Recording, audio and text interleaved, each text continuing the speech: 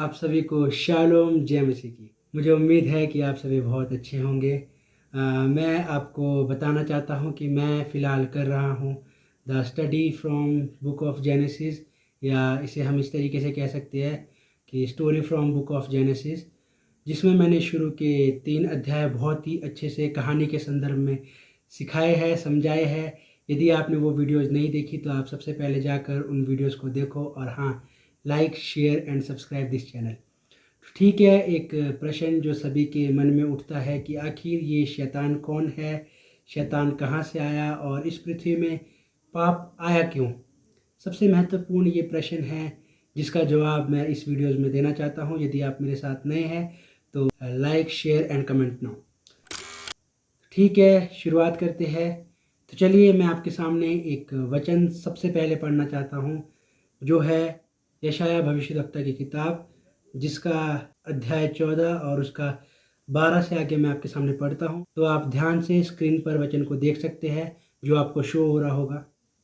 हे भोर के चमकने वाले तारे, तू कैसे आकाश से गिर पड़ा है। तू जो जाति जाति को हरा देता था, अब तू कैसे काट कर भूमि पर गिराया गया है। जैसा कि आपने अभी देखा, इसका 12वां वचन यहाँ पे लिखा है कि हे भोर के चमकने वाले तारे, कि तू कैसा गिराया गया है। और इसका 15वां वचन मैं आपके सामने पढ़ूंगा। परंतु तू अधोलोक में उस गड्ढे की तह तक उतारा जाएगा। आपको यदि आइडिया ना हो तो मैं बता दूं, अधोलोक नरक को कहा जाता है, जहाँ पर बहुत ही ज़्यादा गर्म और ख़तरनाक टेम्परेचर वाली आग होती है जो किसी को भी भस्म कर सकती है। तो यहाँ पे ये बाइबल आखिर किसके बारे में बात कर रही है कि जिसे एक तो पहले उसे काट कर फेंक कर गिराया गया, और दूसरा उसे और भी ज़्यादा अधोलोक में नीचे उतारा जाएगा। तो इसको अच्छे से समझने के लिए, शैतान की उत्पत्ति को अच्छे से समझने के लिए, आप मेरे संग निकालिए यहेजकेल की पुस्तक, उसका अध्याय 28 मैं आपके सामने निकालता हूँ। उसका मैं आपके सामने पढ़ूंगा वचन 13 से लेकर आगे। तो आप ध्यान से सुनिए और स्क्रीन पर देखते रहिए। तू परमेश्वर की अदन नामक बारी में था। अदन का मतलब होता है इंग्लिश ट्रांसलेशन में हेवन, या कि एक ऐसा गार्डन जो बिल्कुल स्वर्ग की तरह हो। तू परमेश्वर की अदन नामक बारी में था। तेरे पास आभूषण, माणिक, पदराग, हीरा, फिरोजा, सुलेमानी मणि, यशब, नीलमणि, मरकद और लाल सब भांति के मणि और सोने के पहरावे थे। तेरे डफ और बांसुरियाँ तुझी में बनाई गई थी। जिस दिन तू सिरजा गया था उसी दिन वे भी तैयार की गई थी। तू छाने वाला अभिषिक्त करूब था। मैंने तुझे ऐसा ठहराया कि तू परमेश्वर के पवित्र पर्वत पर रहता था।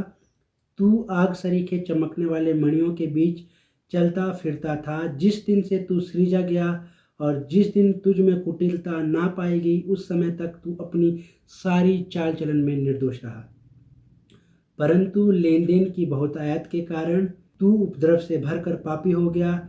इसी से मैंने तुझे अपवित्र जानकर परमेश्वर के पर्वत से उतारा। और हे छाने वाले करूब, मैंने तुझे आग सरीखे चमकने वाले मणियों के बीच में से नष्ट किया है। मेरे प्रियो, यहाँ पे करूब शब्द आया है जिसका सही अर्थ होता है एक ऐसा स्वर्गदूत जिसकी पोजीशन परमेश्वर के ठीक सिंहासन के सामने होती है।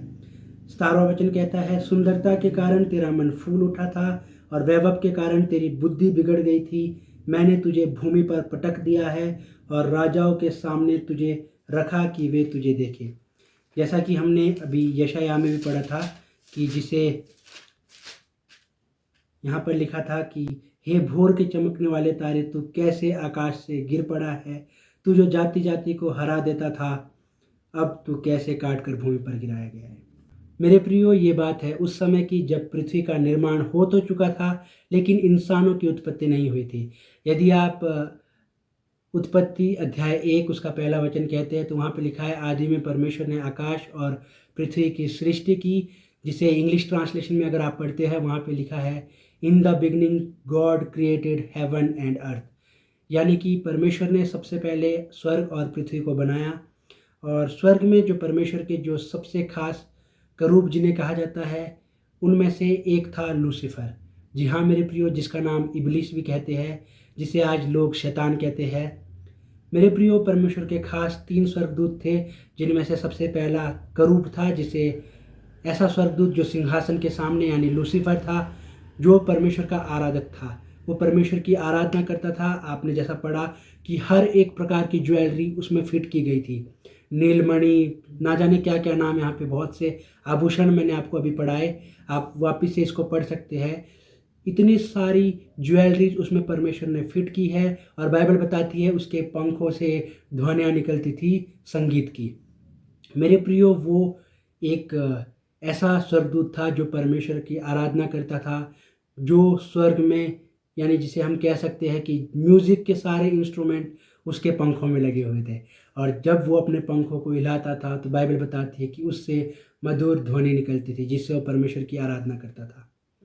और बाकी के जो 2 स्वर्गदूत हैं वो परमेश्वर के खास है, जिनमें से एक जिब्राइल है, जो परमेश्वर का संदेशवाहक है, जो परमेश्वर के खास संदेशों को परमेश्वर के भविष्यद्वक्ताओं तक पहुंचाता था। आज भी बहुत से ऐसे लोग हैं जिनसे स्वप्न दर्शन में वही स्वर्गदूत जिब्राइल परमेश्वर के कुछ बातों को या दर्शनों को बताता है। और तीसरा स्वर्गदूत, जिसका नाम मिकाएल है, जिसे माइकल भी कहते हैं, वो सबसे ताकतवर स्वर्गदूत कहा जाता है, क्योंकि वो युद्ध करने के लिए सबसे ताकतवर है। वो एक सबसे बड़ा, सबसे ताकतवर योद्धा है, जिसे बाइबल बताती है।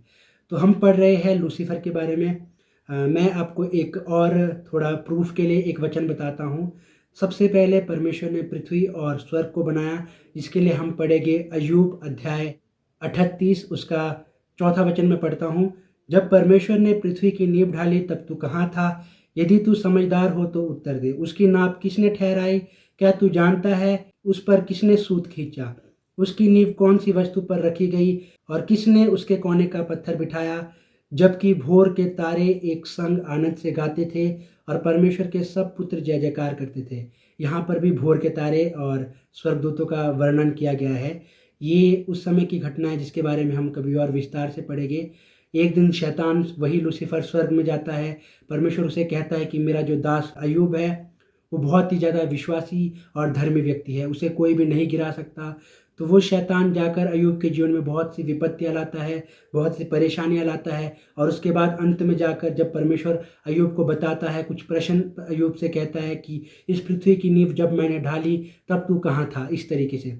इसके ऊपर हम अलग से बात करेंगे, अलग से मैं वीडियो बनाऊंगा अय्यूब के जीवन के ऊपर। तो चलिए, कम टू द पॉइंट, मैं आपके सामने एक बार फिर से यहाँ पे एक वचन पढ़ाता हूँ। जबकि भोर के तारे एक संग आनंद से गाते थे और परमेश्वर के सब पुत्र जय जयकार करते थे। मेरे प्रियो, लूसीफर उस समय भी मौजूद था जब ये भोर के तारे एक संग गाया करते थे। ये स्वर्ग में एक साथ परमेश्वर की आराधना करते थे। लूसीफर और उसके खास पार्टनर्स हम कह सकते हैं, या उसके अंडर में काम करने वाले कुछ स्वर्गदूत, ये परमेश्वर की आराधना किया करते थे। बाइबल बताती है जब घमंड लूसीफर के अंदर आया, तो मैं आपके सामने एक और वचन यहाँ पे पढ़ूंगा, यशायाह अध्याय 14, उसका 13वां वचन।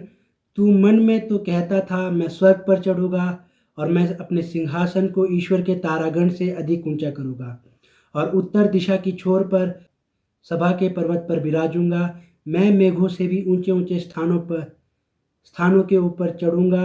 मैं परम प्रधान के तुल्य हो जाऊंगा, परंतु तू अधोलोक में उस गड्ढे की तह तक उतारा जाएगा।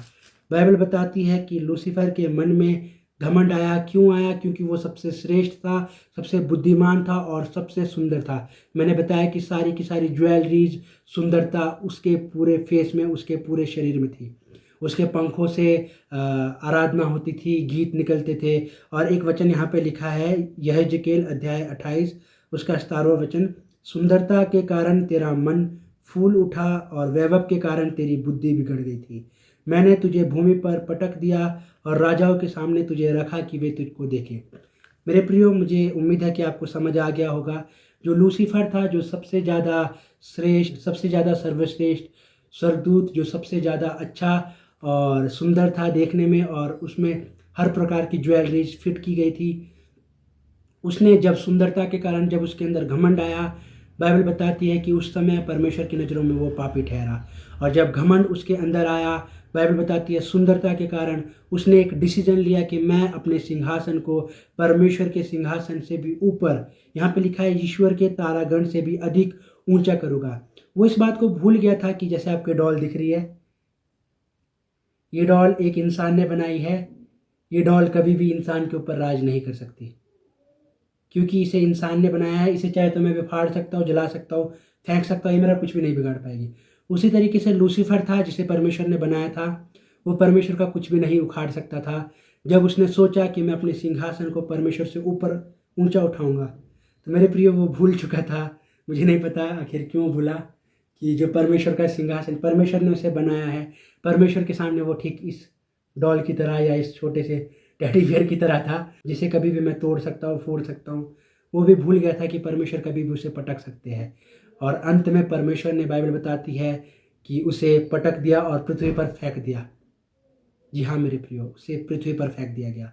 उस समय पृथ्वी बन चुकी थी, लेकिन बेडौल थी, सुनसान थी। यदि आपने मेरी ये पहली वीडियो देखी होगी, story from book of genesis की, उसमें मैंने बताया है कि पृथ्वी बन चुकी थी, वो सुनसान थी, तो उसे वहाँ पर पटक कर फेंक दिया गया। और बाद में जब उसे फेंक दिया गया तो एक चीज़ जो स्वर्ग ने खोई, वो खोई आराधना। जी हाँ मेरे प्रियो, स्वर्ग ने वर्शिप को खो दिया, क्योंकि वो और उसके जो साथी थे वही थे जो परमेश्वर की आराधना गाया करते थे, गाकर गीतों के द्वारा किया करते थे। यदि आप प्रकाशित वाक्य पढ़ते हैं, वहाँ पर लिखा है कि आज भी स्वर्गदूत परमेश्वर की आराधना गाकर नहीं बल्कि शब्दों के द्वारा इस तरीके से करते हैं, पवित्र पवित्र पवित्र सेनाओं का यहोवा, पवित्र जो था, जो है और जो आने वाला है। वहाँ पर गीतों को नहीं गाया जाता मेरे प्रियो, क्योंकि स्वर्ग ने आराधना को खो दिया था। और जब स्वर्ग ने आराधना को खो दिया और जब लूसीफर को नीचे फेंका गया, वो परमेश्वर को फिर से उसी घमंड के अंदाज से कहता है कि अब तेरी वर्शिप कौन करेगा, कौन तेरे लिए भजन गाएगा। और जिस स्थान पर वो था, उसी स्थान की मिट्टी से परमेश्वर ने इंसान को बनाया और कहा कि ये मिट्टी जिससे मैं इंसान बना रहा हूँ, ये मेरी आराधना को करेगा। जी हाँ मेरे प्रियो, आपका और मेरा जन्म इसलिए हुआ है कि आप वर्शिप करें उस परमेश्वर की जिसने आपको बनाया है, क्योंकि आप और मैं परमेश्वर के लिए सबसे श्रेष्ठ है। आपको पता है, जब पाप संसार में आया, जब हम उस दंड की तरफ, उस नरक की आग की ओर बढ़ रहे थे, तब परमेश्वर ने हमको बचाने के लिए अपने इकलौते पुत्र को दे दिया। क्यों? क्योंकि हम उसके लिए सबसे अनमोल है, सबसे श्रेष्ठ है। इसलिए मेरे प्रियो, मैं आप सभी को एक आखिरी बात बताना चाहता हूँ कि कृपया करके अधिक से अधिक समय दें परमेश्वर की आराधना के लिए। हो सकता है कि आपकी आवाज़ अच्छी ना हो, ज़रूरी नहीं है कि आपकी आवाज़ अच्छी नहीं है तो आप आराधना ना करें। मेरे प्रियो, मैं चाहता हूँ कि आप आराधना करें। आप जब आपका मन करे, आप सोते बारी, उठते बारी, कहीं आप ट्रैवल करते हैं, तो आप हर समय परमेश्वर की आराधना करें, क्योंकि आपका और मेरा मकसद सिर्फ और सिर्फ परमेश्वर की आराधना करना है। मुझे उम्मीद है आपको पता चला होगा कि शैतान कौन है। उसी स्वर्गदूत को, लूसीफर को शैतान कहा जाता है। आज लोग कहते हैं कि हमें भूत दिखा। आपने सुना होगा कि कोई कहता है कि हमें भूत दिखा या कोई चुड़ैल दिखी। तो मेरे प्रिय, मैं आपको बता दूं, वो वही स्वर्गदूत है जो लूसीफर के साथ 1/3 स्वर्गदूतों को गिराया गया था। वो आज दुष्ट आत्मा बनकर लोगों को बहकाते हैं, लोगों के अंदर डर पैदा करते हैं, ताकि उनके अंदर अंधविश्वास पैदा हो जाए। हाँ, आप सभी को निश्चिंत रहने की ज़रूरत है, क्योंकि आपको और मेरे को प्रभु यीशु मसीह के लहू में इस तरीके से सुरक्षित रखा गया है कि कोई भी दुष्ट आत्मा, लूसीफर, आपके सामने कभी भी आपको डराने नहीं आ सकता। वो आपका कुछ भी नहीं उखाड़ सकता।